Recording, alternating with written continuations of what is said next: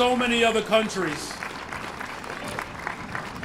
Our city is richer today and more vibrant because of the talent, diversity, and the unique experiences that refugees bring to our city.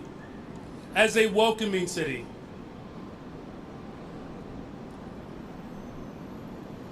we will always be a welcoming city in the city of Chicago. No matter who you are and where you come from, Chicago is open to be the home of the entire globe.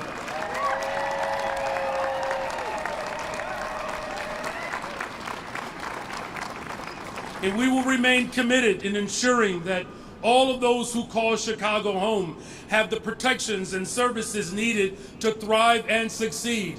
We cannot allow the bigotry and the hatred and the division that is coming from the White House to divide people around the globe. Whether you are black, brown, white, Asian, you are precious in the sight of God. And as long as I'm mayor of the city of Chicago, we will not succumb to division and spite and hatred. We can fight for immigrants and refugees and reparations in the greatest city in America and in the world, the city of Chicago.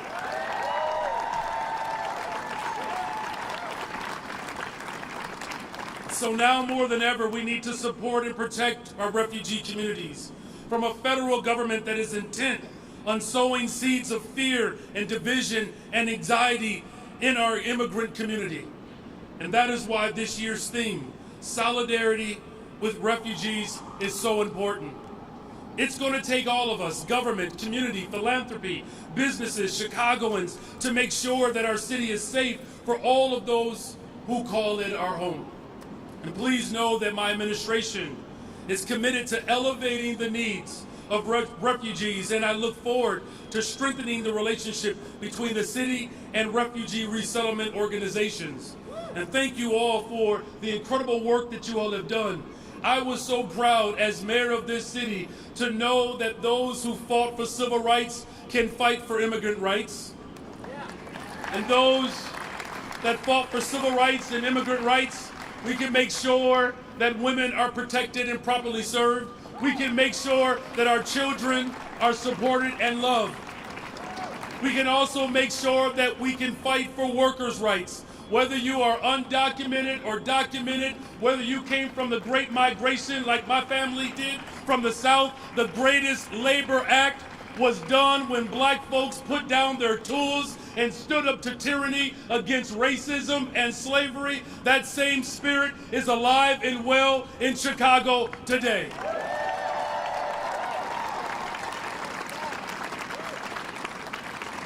And now, it gives me tremendous honor in the name of all of our ancestors who dreamed of a world where this setting could take place.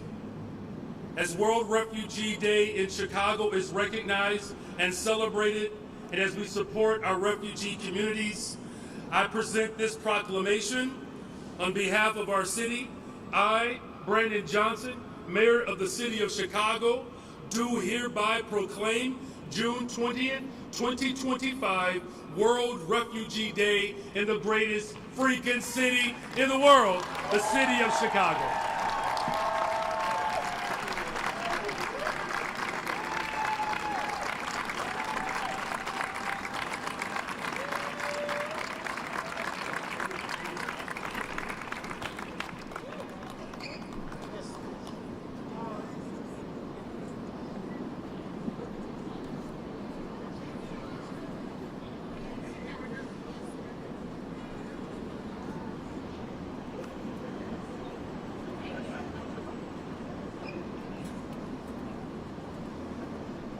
Please, help me welcome Congresswoman from 3rd District, Delia. Please come on stage. Delia Ramirez, I got it. Thank you. Well, good afternoon, buenas tardes. My name is Delia Catalina Ramirez, and I am the Congresswoman of Illinois' 3rd Congressional District, and I'm a proud resident of a city that stands up for refugees today, tomorrow, and every single day.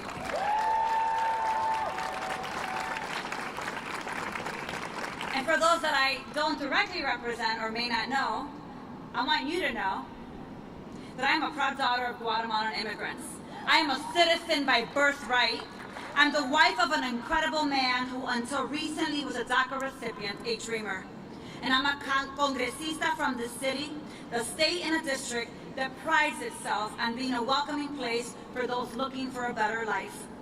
We know the story of our nation wouldn't be complete without the joy, the sweat, the struggles, and resilience of those who, whether a couple of generations ago or 1 year ago, came to this country in search of safety, security, and opportunity.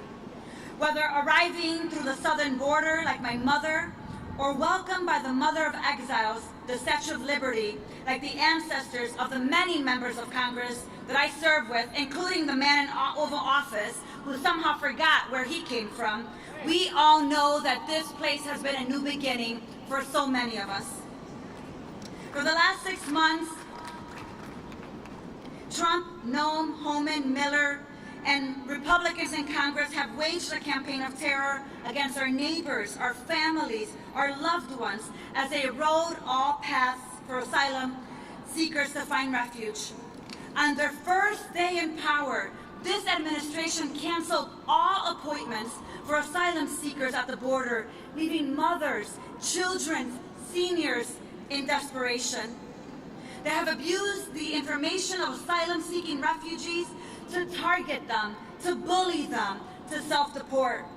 And now, as they cut all humanitarian support for families in need around the world, they have again put in place a xenophobic travel ban to 19 countries.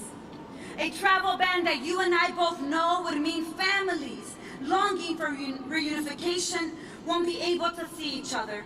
Students hoping to fulfill their dreams of an education in America won't be able to achieve it. And those in desperation of a new beginning won't be able to see it. And while his attacks on asylum and his travel ban steal the opportunity from poor and working people, he is more willing to put a price tag on that American dream, $5 million to be exact, with his so-called gold card. His policies make it clear how he sees who is worthy of stability, safety, security, and opportunity. It is not those who dream of opportunity, but those who can enrich themselves and their billionaire buddies. But you and I, on Refugee Day, in the Daily Plaza in the city of Chicago, won't fall for it, right?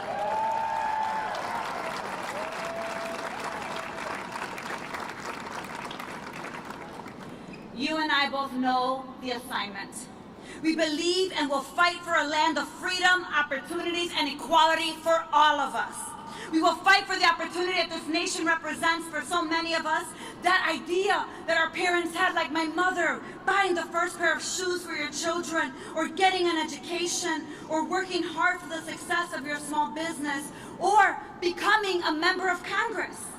You see, I am the daughter of Maria Elvira Ramirez, a poderosa woman who walked and marched over 1,835 miles, pregnant with her daughter, hoping and dreaming of a better life for her family, knowing the poverty she was coming from. And so let me tell you, when I show up unapologetically as a daughter of immigrants, reminding everyone that my experiences, the refugee experiences, the children of immigrants experiences are part of this nation, I do it knowing that we deserve to be in the halls of Congress and change the kind of policy that attempts to divide us, that attempts to demonize us, that attempts to criminalize us.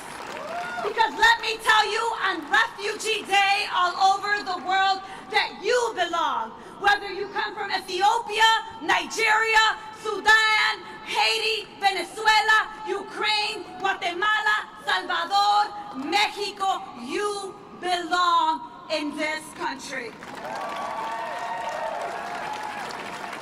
And let me also say to you that not only do you belong in this country, we're not going anywhere.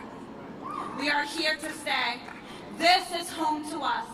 This country and the success that it does have is in fact because of its diversity, because of equity, and because of the inclusion that you and I are working towards. Refugees are not going anywhere. So let me end by saying this to you. I want to echo what the mayor said.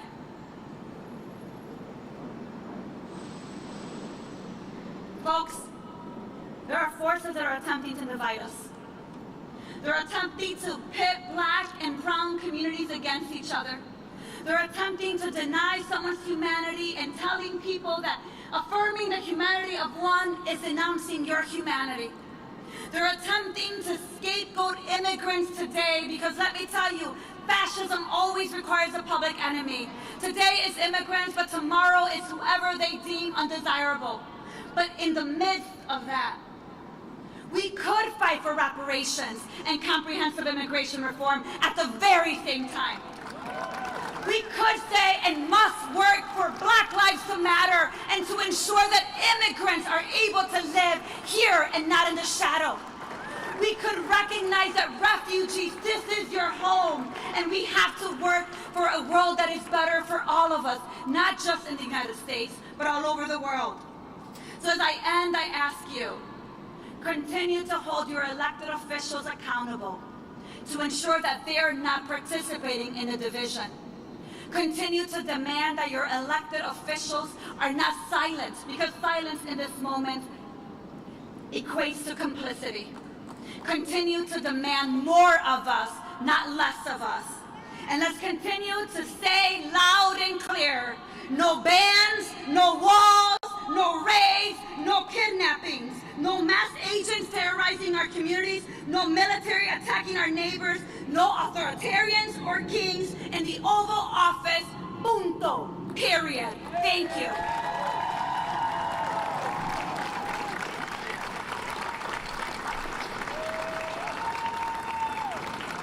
Please, when you leave here, please remember to tell your client, and if you are a migrant or refugee here, please remember the Congresswoman said we are here to stay.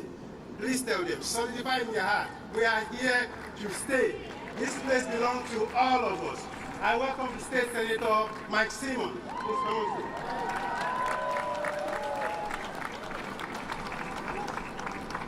Good afternoon, everybody. My name is Mike Simmons, and I serve as the state senator for the 7th District, which covers the far north side of Chicago, neighborhoods such as Uptown, Edgewater, Rogers Park, Westridge, and Lincoln Square. Home to tens and thousands of immigrants and refugees for the last several decades, since 1965 when the Civil Rights Act was signed, which allowed so many of us to come over to this country as asylum seekers, just like my dad did in the late 70s, arriving in Chicago after walking through the desert for 8 days to escape a war-torn country in Ethiopia. And I was his firstborn son in this country. And let me tell you a little bit about what Refugee Day means to me as a son of a refugee. And as a senator who represents tens of thousands of immigrants and refugees every single day from places like Ethiopia and Central and South America, in East and Southern Asia, in every part of Europe, those that just got here and those that have been here for 4 or 5 generations, those are the people I fight for every single day, and those are the people that make our communities beautiful.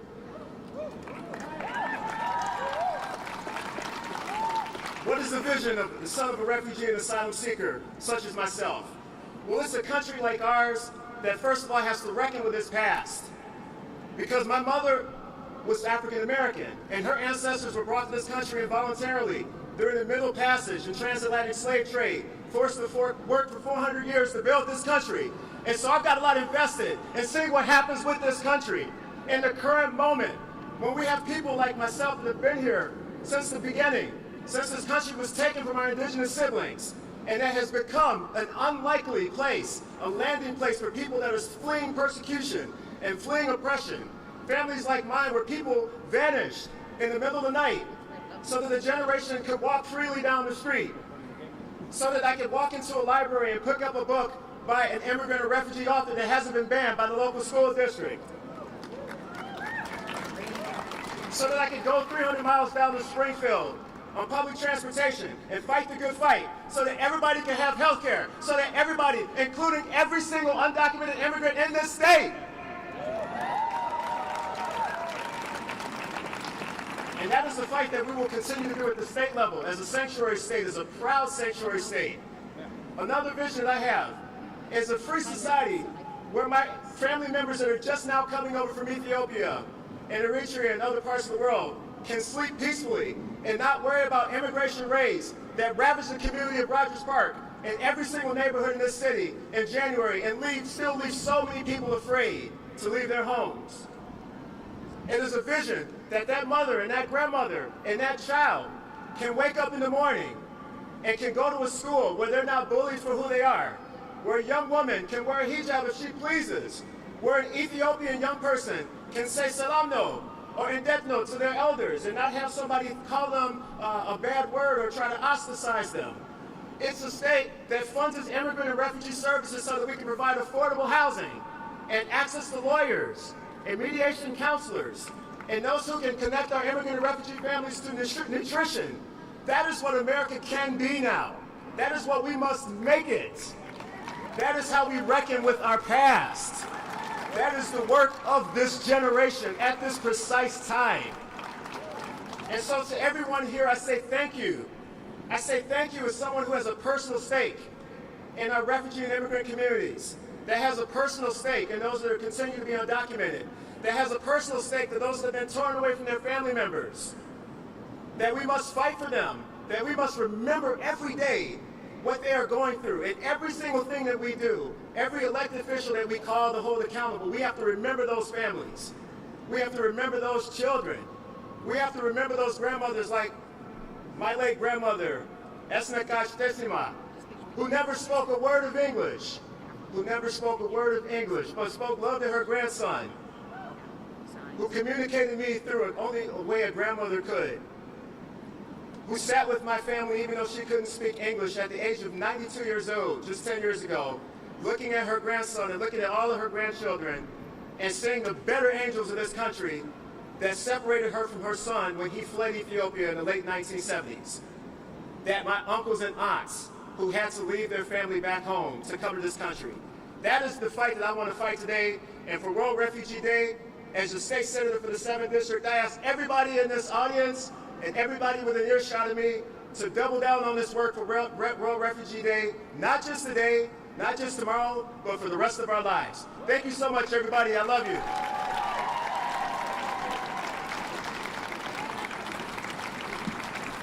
Please welcome our next guest, Ana Valencia, the city clerk. Thank you.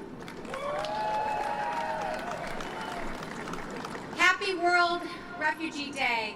I was here on Saturday. Who was here on Saturday? And I looked around this crowd. 100,000 people came here to say, we have your back. To say, we see you, we value you, and we're not going back. And when the Trump administration has come to overreach, to try to come after Chicago as a welcoming city, we stood and said, you have to go through us.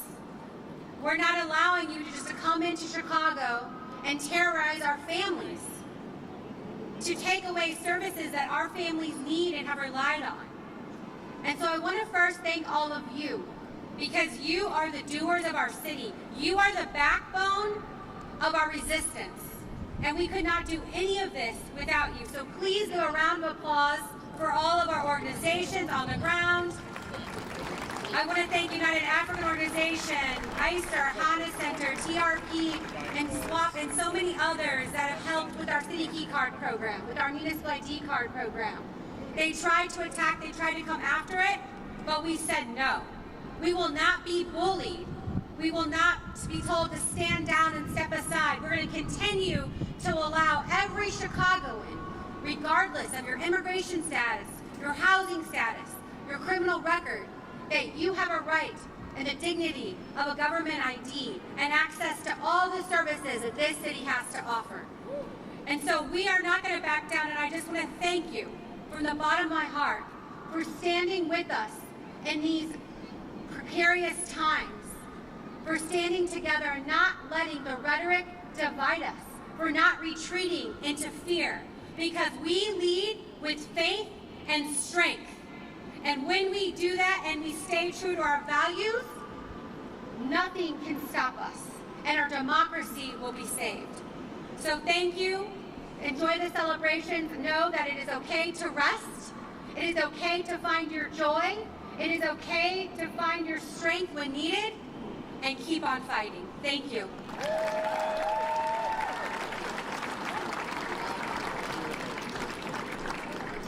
We have, to provide us a joint interfaith statement, we have Rabbi Stephen Phillips, Sheikh Azan Ali, Pastor Troy Belden. Please come on stage, please.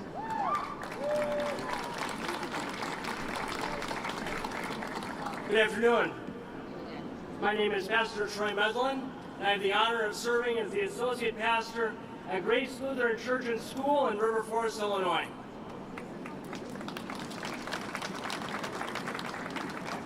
Following the call of Jesus Christ, who was a refugee in Egypt, my congregation in River Forest has been honored to accompany several refugee families as they have made their new life here in the United States.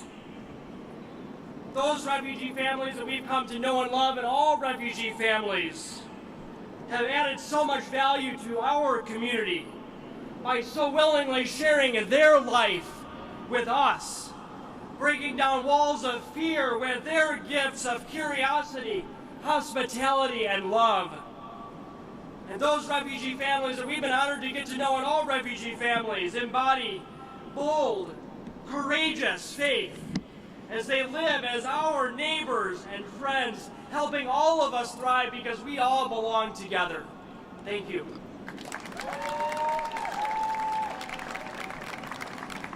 Good afternoon, Assalamu alaikum, and peace and blessings be with all of you. My name is Hassan Ali. I'm an Imam and Director of Humanitarian Faith Initiative and Mid Global.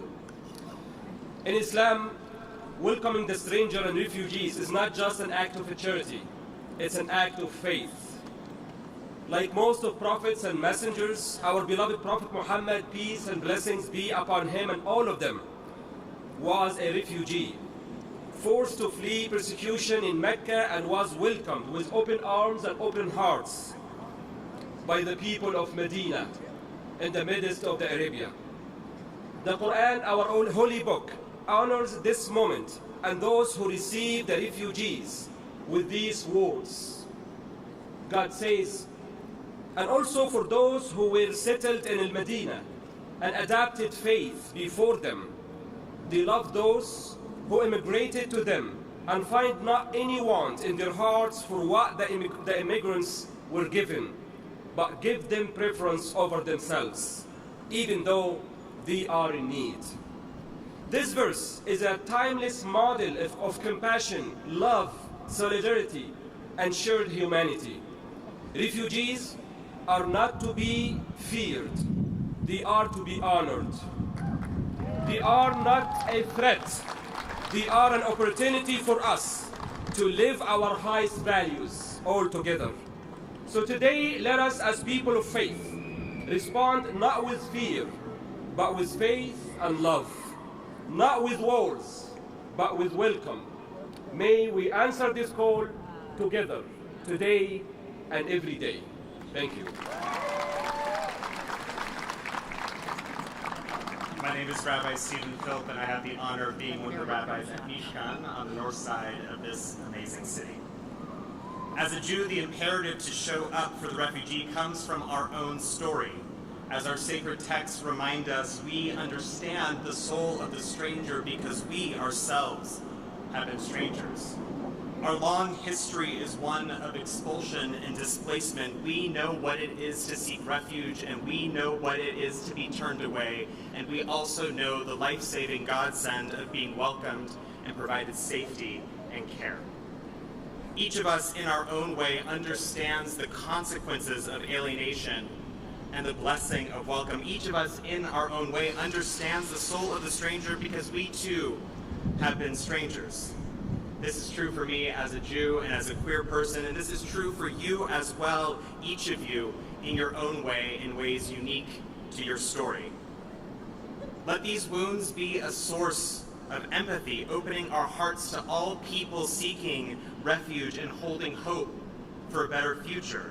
Let these wounds be a reason for courage, a lesson of what we can achieve if we stand together. Let these wounds be a call to boldness, to face the ills of hatred and distrust and commit to the vision of a country and a city that serve all who are in need of welcome. The rabbis teach that none of us can do everything, but each of us can do something. And I sincerely believe that if you are alive right now, it is because God or the unfolding of the universe over billions of years has conspired you into being right at this moment. Each of you can do something. Protest, donate, vote, call your elected officials, volunteer, show kindness to each other, and especially to those who have just arrived. And together we truly can make a difference.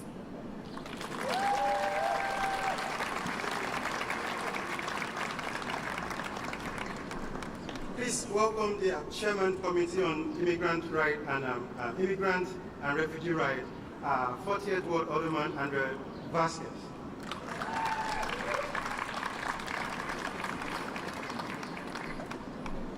Good afternoon, everyone. How are y'all doing? Good afternoon. I'd like y'all to repeat after me. We are one family. The world is our home.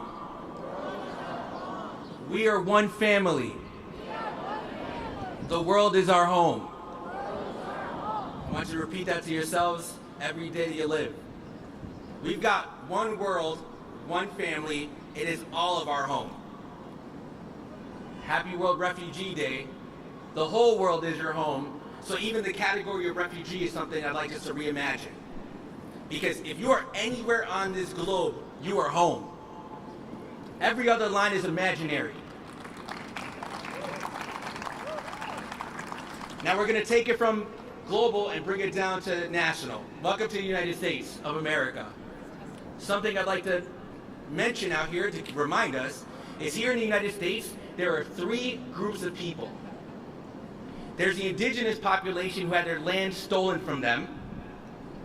There are people who were stolen from their land and the descendants of those slaves who built this country. And every other person, everyone else, no matter what you look like, where you come from, is an immigrant or a descendant of immigrants. Everyone.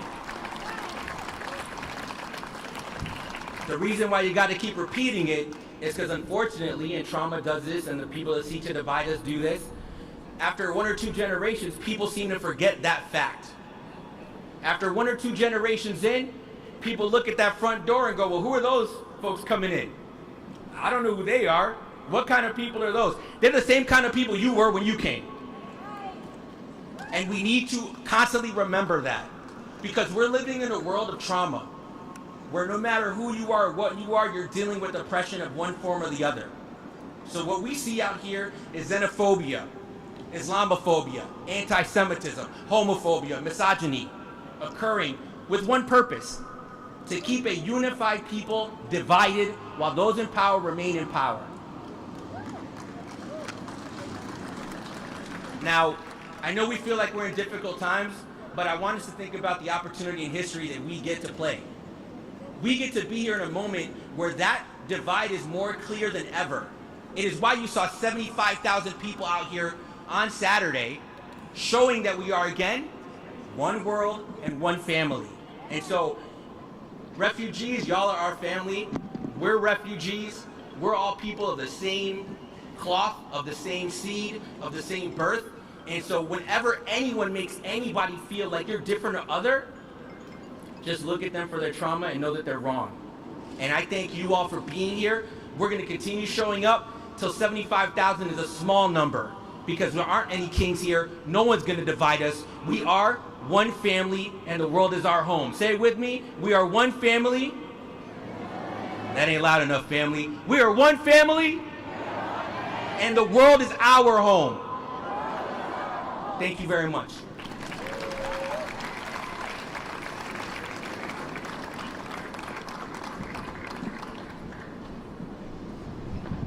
Please welcome Dr. Ali Torek to give us a call to action.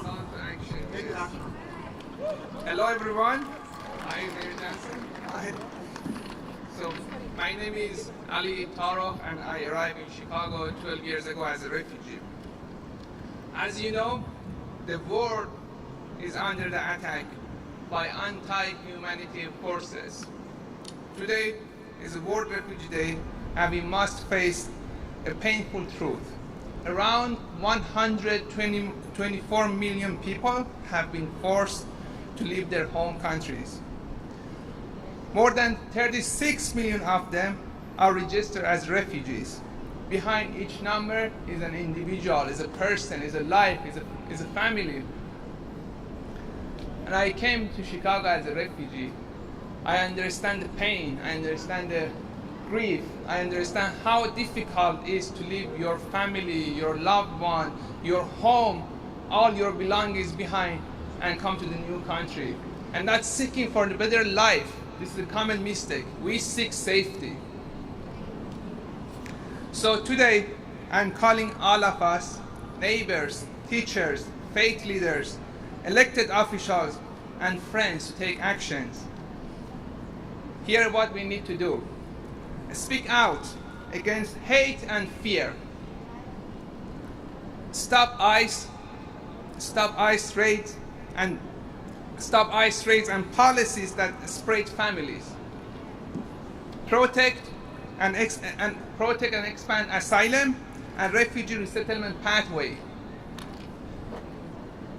Give refugees and immigrants access to housing, healthcare, education, and jobs.